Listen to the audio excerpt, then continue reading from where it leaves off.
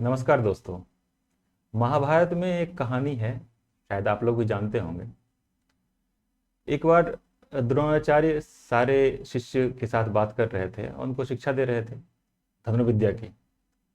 उसमें उन्होंने अपने शिष्यों से, जिसमें पांडव थे, कौरव थे, सब लोग थे, सबसे पूछा कि आपको क्या दिख रहा है। दरअसल एक पेड़ पे एक चिड़िया बनाई गई थी, आर्टिफिशियल, और उसमें उसकी आँख थी। तो द्रोणाचार्य ने अपने शिष्यों से पूछना शुरू किया। पहले युधिष्ठिर से पूछा कि आपको क्या दिख रहा है। उन्होंने कहा मुझे संपूर्ण आसमान, गुरु के चरण और भांति भांति की चीज़ें। लगभग सब लोगों ने इसी तरह की चीज़ें कही। लेकिन जब उन्होंने अर्जुन से पूछा कि तुम्हें क्या दिख रहा है अर्जुन, तो अर्जुन ने बताया गुरु जी मुझे चिड़िया की आंख दिख रही है। तब उन्होंने उनसे कहा कि ठीक है चलाओ तीर, और वो लक्ष्य को भेदना ही था। अर्जुन ने एक बार में चिड़िया की आंख को भेद दिया। तो आप लोगों को चिड़िया की आंख को भेदना है। समय सबके पास बराबर है, वो नौकरी करने वाले हों या नौकरी नहीं करने वाले हों, सबके पास समय बराबर है। लेकिन जिसकी नज़र उस चिड़िया चिड़िया की आंख पे रहेगी, वही उस चिड़िया को भेद पाएगा, अर्थात कंपटीशन को, सिविल सर्विसेज को फाइनली क्लियर कर पाएगा। आज इसी बात पे चर्चा करने के लिए कि क्या नौकरी के साथ तैयारी की जा सकती है, और अगर की जा सकती है तो किस तरह से की जा सकती है, इसी के लिए बात करने के लिए हमारे साथ हैं विनोद जी, पीसीएस अधिकारी। नमस्कार विनोद जी। Thank you.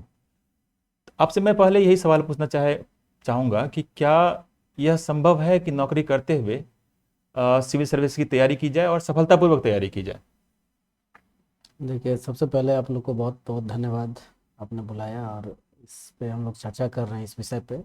और एक बहुत महत्वपूर्ण चीज़ है, क्योंकि बहुत जगहों पे ये सवाल आता है और बहुत लोग मिलते हैं तो ये सवाल करते हैं कि सर मैं तो अभी बैंकिंग सर्विस में हूँ या फिर रेलवे में हूँ, लेकिन मैं पीसीएस की तैयारी कर रहा हूँ, तो कैसे इसको सफलतापूर्वक किया जाए, ये सवाल आते हैं। और अमूमन हम लोग भी जब तैयारी कर रहे होते थे तो कुछ कुछ होता था कि हम लोग भी कुछ काम कर रहे हैं और साथ में प्रिपरेशन कर रहे होते थे। तो देखिए, एक होता है कि आपने बहुत सही बात कहा कि समय तो 24 घंटे ही हैं आपके हाथ में, और उसी 24 घंटे में कोई होता है कि वो 24 घंटे में 24 घंटे वो तैयारी कर रहा है, बिल्कुल। और कोई होता है कि 24 घंटे में आपके पास 10 घंटे का समय है जिसमें कि आप अपना ये दे सकते हैं। तो अंतर तो होता है, जो एक आदमी जो 24 घंटे तैयारी कर रहा है, कहना मतलब एंटायरली उसमें लगातार इन्वॉल्व लगा है, हुआ है। ठीक है ना। और एक जो है कि जिसके पास और 4 घंटे 5 घंटे हैं, तो हम्म। कहीं ना कहीं अंतर तो होता है। लेकिन फिर भी मैं कहना चाहूँगा कि बहुत सारे ऐसे अनेकों एग्जाम्पल्स हैं जहाँ ये देखा गया है कि जिनके जो नौकरी कर रहे हैं, और जो आपने अभी एग्जाम्पल दिया कि ये पक्षी की आंख की तरह, तो वो बिल्कुल गोल सेंट्रिक होते हैं बिल्कुल। कि हमें ठीक है अभी मैं इस नौकरी में हूँ, हम्म। बैंक में सर्विस कर रहा हूँ, लेकिन उनको होता है कि नहीं मुझे पीसीएस या आईएएस क्वालिफाई करना है, क्लियर करना है। तो बिल्कुल गोल सेंट्रिक होता है, उसी के अनुरूप वो प्लान करते हैं। बिल्कुल। और कहीं ना कहीं एक जॉब सिक्योरिटी भी होती है जो उनको एक मेंटल ट्रॉमा से दूर रखता है। तो ये एक बड़ा फैक्टर होता है जो कि उनका जो गोल होता है उसको साधने में कहीं ना कहीं एक अहम भूमिका अदा करता है। तो मैं कहूँगा कि हाँ, बिल्कुल किया जा सकता है, प्रोवाइडेड कि आपका प्लानिंग जो हो वो बिल्कुल सटीक हो, स्ट्रेटेजी सही हो। एकदम स्ट्रैटेजी आपकी हम्म। परफेक्ट हो। ऐसा नहीं होता है कि एक जैसे मान लिया कि कोई भी एक इंसान है तो एक दिन 24 घंटा पढ़ रहा है और सही बात दूसरा है। दिन 2 घंटा पढ़ रहा है या नहीं पढ़ रहा है, हाँ। तो फिर वो नहीं। आपको इसमें एक वर्ड होता है कंसिस्टेंट, ठीक है ना। यदि कंसिस्टेंटली कोई बंदा 3 घंटा 4 घंटा ही रेगुलर पढ़ रहा है बट कंसिस्टेंट है वो, हम्म। ऐसा नहीं है कि आज उसने 10 घंटा पढ़ा, कल को छोड़ दिया, परसों जा रहे हैं फिर 2 घंटा पढ़ रहे हैं, वो नहीं। A man who is consistent, he is studying 3 और 4 आवर्स एवरी डे, तो आई थिंक कि वो कर वो कर सकता है। सकता है इसमें। मतलब वो मेन बात यही है कि आप किस तरह से तैयारी कर रहे हैं। जैसे आपने कहा कि नो डाउट कि जो 24 घंटे तैयारी कर रहे हैं, इनफैक्ट 24 घंटे नहीं पढ़ते हैं लोग, संभव नहीं है, सही बिल्कुल तरीके बिल्कुल से बिल्कुल कंसंट्रेशन से संभव ही नहीं है। बिल्कुल। तो जितना समय मिल रहा है उनको, वो उस समय को कैसे यूटिलाइज करते हैं। और स्ट्रेटजी भी ऑब्वियसली, जो कि आपके पास समय का कंस्टेंट है, तो आप सही स्ट्रेटजी ही लगाएंगे। और वो स्ट्रेटजी, तो इसी बात पे मैं अगला सवाल ये पूछूंगा कि वो स्ट्रेटजी कैसे बनाए जो कम समय में उनको, चूंकि उनसे कंपटीशन है जो कि ज़्यादा समय दे रहे हैं कंपैरेटिवली। एक हालांकि एक ये भी देखा गया है कि जो ऑलरेडी जॉब कर रहे हैं उनके सक्सेस की रेशियो ज़्यादा हो जाती है। एक ये भी मैं पूछना चाहूँगा कि ऐसा क्यों होता है कि जो जॉब करते हुए एग्ज़ाम दे रहे हैं, तैयारी करते हुए दे रहे हैं, तैयारी कर रहे हैं और एग्ज़ाम दे रहे हैं, उनकी सक्सेस रेशियो भी ज़्यादा हो जाती है। और दूसरा क्वेश्चन ये है कि स्ट्रेटजी क्या हो उनकी, वो लोग क्या स्ट्रेटजी लगाते हैं कि उनका सिलेक्शन होता है। देखिए, मैं पहले सवाल का जवाब दूंगा इसमें। मुझे लगता है कि कहीं ना कहीं वो जो वर्ड है फियर साइकोसिस, तो वो उनके दिमाग में नहीं होता है। जॉब सिक्योरिटी तो होती है, हम्म। तो जो भी वो पढ़ते हैं तो कहीं ना कहीं ये ज़रूर होता है। और उन्होंने एक एग्जामिनेशन क्लियर करके आया हुआ है, वो या तो बिल्कुल। बैंक में है, रेलवे में, एनी अदर सर्विसेज इवन में है। प्राइवेट में भी तो है हाँ, तो इवन वो प्राइवेट में स्किल भी है है। उनके तो पास, वो है ना। उनके पास है, वो क्षमता है, हम्म। इसी के कारण वो नौकरी कर रहे हैं या बिल्कुल फिर किसी बिल्कुल। जॉब में है, ठीक है ना। तो उनकी क्षमता पे तो सवाल नहीं किया जा सकता है। अब प्रोवाइडेड है कि आगे अपने जो क्षमता है उसको कैसे वो एक डायरेक्शन दें, ये सही। इम्पॉर्टेंट होता है, ठीक है बिल्कुल ना। तो बिल्कुल। ऑब्वियसली मैं यही कहूँगा कि कर सकते हैं वो। और अब आपको होता है कि you are running out of time, आपके पास ज़्यादा समय नहीं है, बिकॉज 9 to 5 आप यदि ऑफिस में वर्क कर रहे हो तो वो तो आपका समय जा रहा है, लेकिन अब उसमें से समय चुराना है आपको, है ना। हम्म। तो अब एक बात आपको मैं बताना चाहूँगा, अभी का जो समय है, तो मीडिया या फिर जो हम लोग कम्युनिकेशन इतना इफेक्टिव है। अभी हम लोग पूरे वर्ल्ड से कनेक्टेड हैं। यदि एक हेमलेट में भी कोई रह रहा है हम्म। और वो उसके पास नेट कनेक्शन है और लैपटॉप बिल्कुल। है, तो वो वर्ल्ड से कनेक्टेड है। कोई भी सही। यदि इंसिडेंट वर्ल्ड में हो रहा है तो पूरा का पूरा वो उससे अवगत है कि क्या हो रहा है क्या सही नहीं हो सही। रहा है, ठीक है। बिल्कुल तो बिल्कुल। मैं ये कहना चाहता हूँ कि जैसे देखिए, आप जब मान लिया किसी ऑफिस में काम कर रहे हैं, मान लिया आपका जॉब प्रोफाइल इस तरह का है कि आप टेबल वर्क कर रहे हो, 9 to 5 यदि टेबल वर्क कर रहे हो, तो उसमें तो आप एक समय ये कर सकते हो ना कि ठीक है, आप टेबल वर्क जब कर रहे हो तो जो भी समय मिलता है उसमें आप नेट के माध्यम से अपना जो इंटरनेशनल अफेयर्स है उसको आप देख सकते हो, बिल्कुल ये हाँ। होता है। उसके बाद आप जब जाते हो घर पे जाके, तो फिर रात में आप स्टडी का प्लान बनाओ कि ठीक है, रात का जो समय होता है पढ़ने का, मुझे वेरी करता है। कुछ लोग अर्ली मॉर्निंग को कहते हैं कि बहुत अच्छा होता है, बिल्कुल। लेकिन अब जैसे हम लोग जैसे लोग होते हैं, हम अर्ली मॉर्निंग में नहीं उठ पाते हैं। तो हम्म। हमने अपने पढ़ाई का जो रास्ता था वो रात को ही अपनाया कि मैं रात को ही पढ़ाई करूँगा। रात में पढ़ता था, जहाँ तक मेरी क्षमता थी मैंने पढ़ा, फिर मैं रेस्ट करता था। तो मैं भी यही कहूँगा कि ठीक है, आप दिन के समय का भी ऑफिस में इस्तेमाल करो, हम्म। रात में कंसंट्रेट होकर अपने सब्जेक्ट पे फोकस करो। और बिल्कुल ये एकदम प्लानिंग के साथ होना चाहिए, आपका स्ट्रैटेजी एकदम होना चाहिए कि मुझे समय को चुराना है, बिकॉज हम्म। हमारे पास बहुत कम समय है। तो वो बाकी समय में कैसे बेहतर करूँ, तो वो आपको चुराना होगा। इसके लिए है कि आपको वेल स्ट्रैटेजी बनाना होगा कि ठीक है, मैं ऑफिस पे हूँ तो ऑफिस में मैं कौन कौन सब्जेक्ट को कर सकता कर हूँ, सकता हूँ। या फिर मैं बाहर जब घर में पढ़ाई कर रहा हूँ तो किस चीज़ को फोकस करके करना है। देखिए, जो फील्ड में जो काम करते हैं ना, उनके लिए थोड़ी चीज़ें आसान हो जाती है। आप फील्ड में वर्क कर रहे हो तो थोड़ा आप कहीं बैठे हुए हो, बैठ के भी काम कर गए, या फिर आजकल तो ऑडियो भी लगा के कान में हाँ सुन हाँ सकते हैं हाँ, आप बिल्कुल नोट्स। बिल्कुल, बहुत सारे। हम्म। अब तो मैं ये बोलूँगा, ऑनलाइन क्लासेस जो हो रहे हैं, वीकेंड के क्लासेस होते हैं, तो जिनके पास थोड़ा लगता हो कि मैं कोचिंग क्लासेस नहीं कर सकता हूँ, तो you can go for good classes. आप वीकेंड में क्लास कर बिल्कुल सकते हो, आप नोट्स बना सकते हो। और एक काम ये भी कर सकते हो ना, आपके पास तो सैटरडे संडे होता है, बिल्कुल। तो संडे का समय तो बहुत अच्छे से आप इस्तेमाल कर सकते हो, मतलब उस हम्म। दिन तो पूरा का पूरा, जैसे जो जो ग्लिचेज रह गए, जैसे मान लिया आप एक वीक में आपने जितना समय पढ़ाई में लगाया, उसमें आपको जहाँ जहाँ कमियां रह गई, वो पूरा का पूरा आप संडे को कंप्लीट कर लो। सही बात है। संडे अभी तो आपका है। अभी याद आया, जैसे एक फिल्म आई थी श्रीकांत, उसमें एक ब्लाइंड आदमी की रियल कहानी है जो कि बहुत बड़ा बिजनेसमैन बना फिर फाइनली। तो उसका देखता था वो कैसे पढ़ता था, और पहला कोई स्टूडेंट था जिसने साइंस लिया था, और उस वो कान में वही रिकॉर्डिंग डाल डाल के सुनता था। मतलब आपके हम्म। पास ये भी है कि आप रिकॉर्डिंग को भी सुन सकते हैं, बार बार सुनेंगे तो ध्यान आएगा ही, रहेगा ही आपको। जी। तो स्ट्रेटजी में आप यही कर सकते हैं। और नोट्स बनाने में क्या कहते हैं कि उनका देखिए, नोट्स। हाँ। मैं तो इससे पहले भी मैं आपके पास आया था और मैंने ये बात हाँ। बोला था कि मैं तो, चूंकि मेरा नोट्स बनाने का ये होता था, मैं नोट्स बनाता था। हम्म। और मैं उन लोग से भी बोलूँगा, देखिए चूंकि आपके पास कम समय है, ठीक है ना, आपके पास समय नहीं है, तो आपको नोट्स बनाने चाहिए। और ये नोट्स आपको जो एग्ज़ाम के पहले का जो समय होता है, 1 महीने या फिर 10 दिन का जो समय होता है, उसमें काफ़ी आपका मदद करेगा ये नोट्स बनाने में। और फिर ये भी होता है कि जब आप पहले तो आप ऐसे पढ़ाई करो, लेकिन जब आप जैसे जैसे if you come near to your examination ना, 1 महीने का लीव ले लो आप, ऑफिस से छुट्टी ले लो, और वो जो पूरा समय होता है पूरी तरह से एकदम उसमें अपने आप को। तो अगर चीज़ें तैयार हो तो आप अगर 1 1.5 महीने की लीव ले लो पीटी से बिल्कुल बिल्कुल पहले, उस मैंने, रमेश से हाँ 1 2 महीने हाँ हाँ, पहले, यस यस, तो वो मैंने देखा है कि आपकी तैयारी यदि है हम्म। तो 1 महीना आप ले लो ना।